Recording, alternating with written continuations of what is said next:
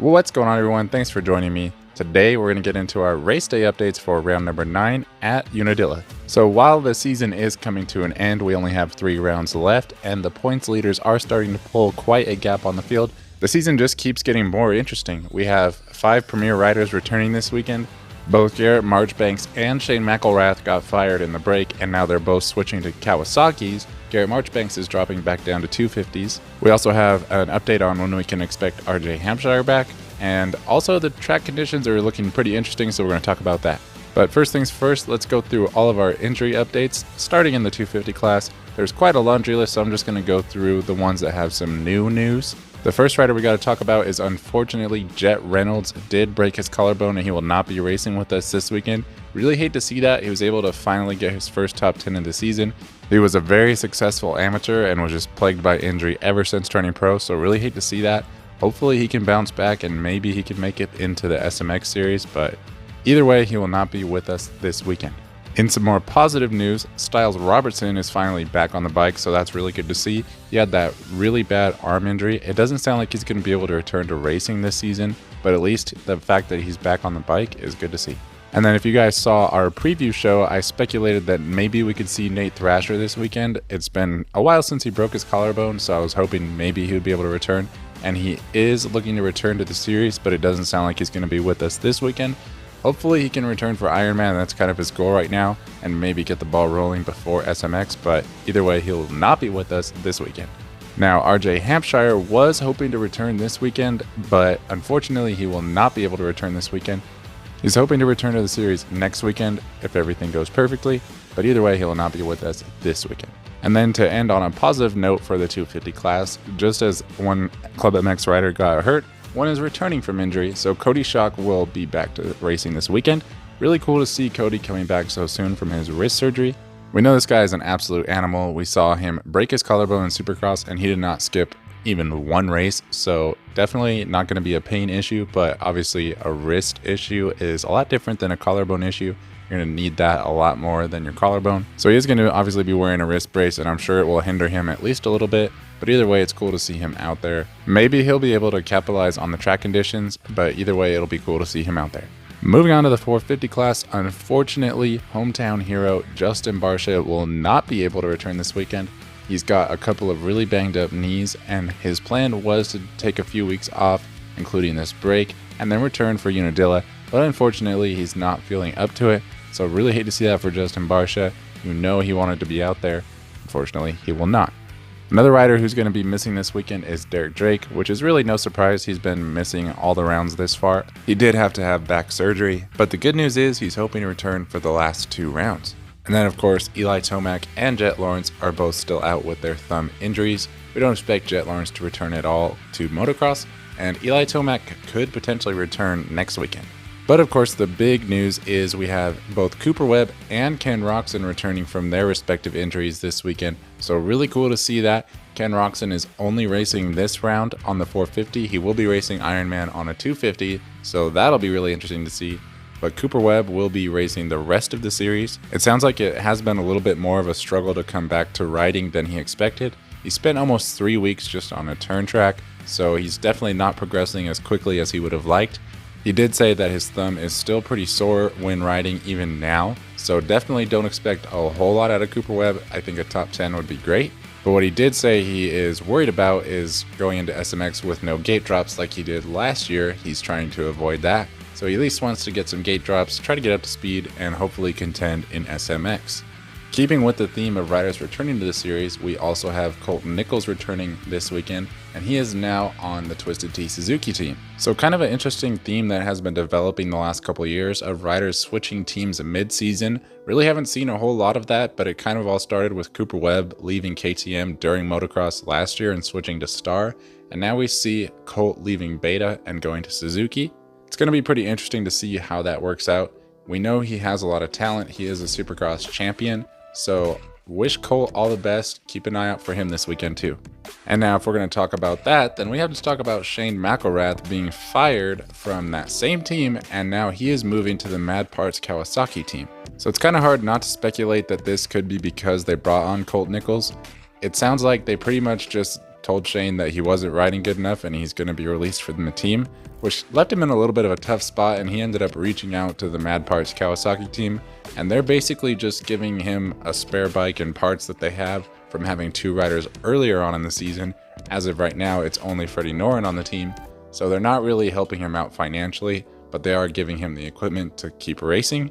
It's definitely important for him to keep grinding and trying to get those SMX points to stay inside the top 20. And with this opportunity from Mad Parts Kawasaki, I do expect him to be able to do that. Sounds like he's gelling with the bike a lot more than he was expecting. So don't count Shane out of that top 10, top 15 conversation. Probably closer to 15th, but we've seen him get up in that top 10, especially with a good start and the potentially hazardous track conditions we have this weekend. You never know what he could do as well. And then we have another rider who was let go right in the middle of the season who also moved to a Kawasaki team, and that is Garrett Marchbanks. So Garrett was riding for the Club MX team. He raced 250s in the Supercross season, and then he switched to 450s for outdoors. He's a bigger rider, so that switch made sense, especially when you're not on a factory team that has pretty much unlimited access to motors and things like that. So he is switching to Pro Circuit. We knew that going into 2025, he would be going to that team. But it sounds like Club MX ended up letting him go prematurely. They felt like he had already mentally moved on and that he was not really giving them 100%, so they ended up letting him go. And he wasn't really sure what he was going to do to finish off the season, if anything, and Mitch ended up giving him a call. So it sounds like he's going to be heading over there, finishing off the season. He's basically like a fill-in rider, and he's going to fill in for the rest of the season, and then he'll be signing his regular contract going into the 2025 season. Now, interestingly, he does have enough points to contend for a top 20 finish in the SMX standings from his Supercross season. As of right now, he's only 4 points behind Dylan Schwartz, who has been coming on strong at the end of the motocross season. He didn't get to race any Supercross, but he is in the top 20 right now. He was feeling pretty comfortable in Washougal with that gap because Garrett was still on a 450, so he felt like he was probably going to get in there no problem. But now Garrett just became his biggest problem. But honestly, I don't think we can count Dylan out just yet. Obviously, Garrett is a much bigger name and he's on a much bigger team.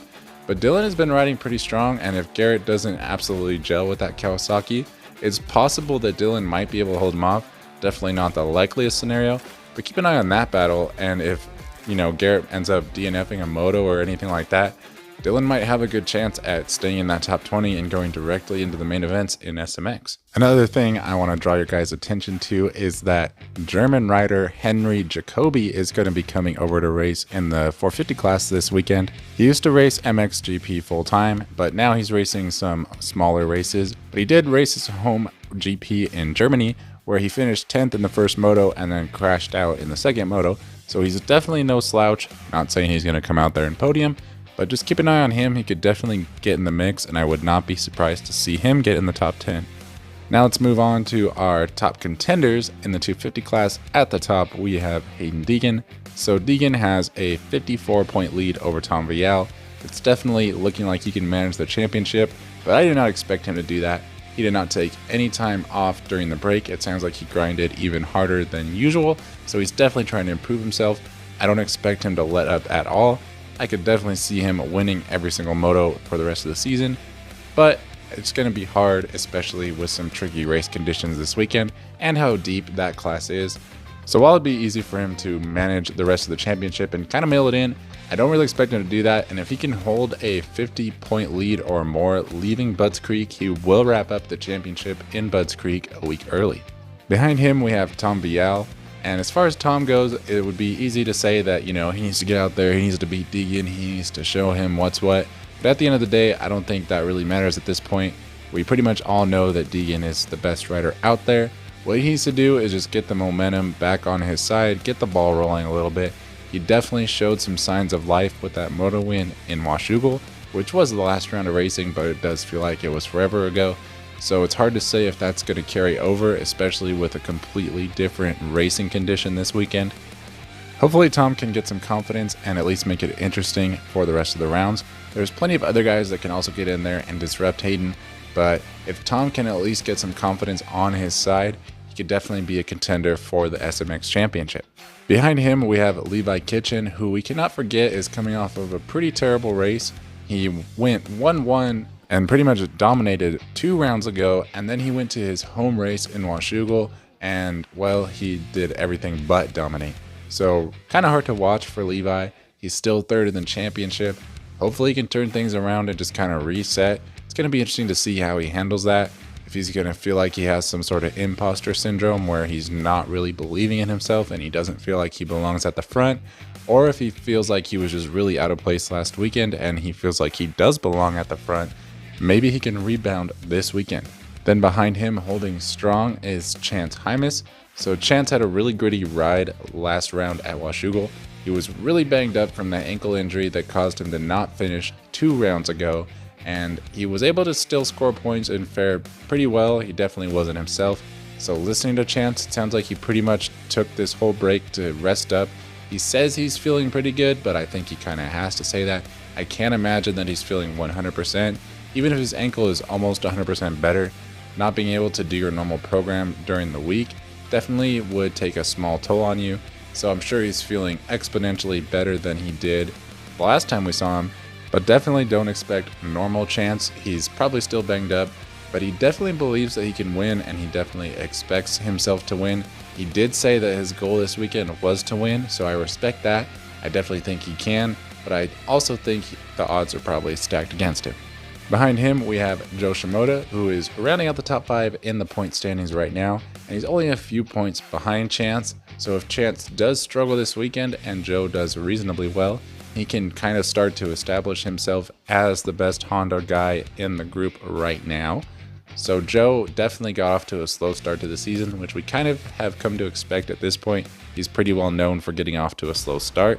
There's always something, whether it's an injury, a bike, or whatever the case may be. So hopefully one of these years we can see Joe get off to a good start to his season and contend for a motocross championship. But he's definitely coming on strong. He came through the field to get 3-3 at Washougal. He wasn't getting incredibly good starts, but he was kind of off the back just a little bit. And he was able to come through the field and clearly establish himself as the 3rd place guy behind Tom and Haiden. Going to be interesting to see if he keeps that up and if he can move up any positions and try to get closer to getting a win. One more guy I want to talk about before we move on to the 450 class is going to be Ty Masterpool. So Ty was really banged up in Washougal as well. Definitely didn't get talked about as much as Chance, but he pretty much got ran over when that start crash with Chance happened, and he was really sore. So he did pretty good in the first moto at Washougal. He kind of toughed it out and got some decent points, but we saw the wheels pretty much come off in moto number 2. He was off to a reasonably good start, but by the end of the moto, he was going backwards and pretty much just mailing it in, which is understandable, and he still scored points, so you have to respect it. He was already struggling with rib problems earlier on in the season, so hopefully that's not aggravating it, and hopefully this break landed at the perfect time for him to feel a lot better. Keep an eye on Ty. He's 6th in the points. He's had a great season so far. Hopefully this break got him fully recovered, but if it looks like he's still struggling, I would have to point my finger at that start crash. He's had a really good run with that Pro Circuit team so far. It's hard to say if he's going to be able to stick with them next season or not, but hopefully he can turn things around from last weekend. Hopefully he's feeling better, and hopefully he can get some more top 5s. Moving on to the 450 class, at the top we obviously have Chase Sexton. So while Chase doesn't have nearly as massive a lead as Haiden, he definitely has a big enough points lead that he can start managing the championship as well. And I do expect him to do that a little bit more than I do Haiden. Like I said, it's maybe not as big of a lead, but he's definitely got the speed over the field where Haiden has a lot of guys who could definitely give him some problems. Obviously there is some really good talent in the 450 class as well, but it just seems like Chase's fitness and everything, his speed is just covering these guys so well that he's pretty comfortable. I wouldn't be surprised to see him win out the rest of the motos this season, and if he's able to do that, he would be pretty high up on the list of all-time moto win streaks.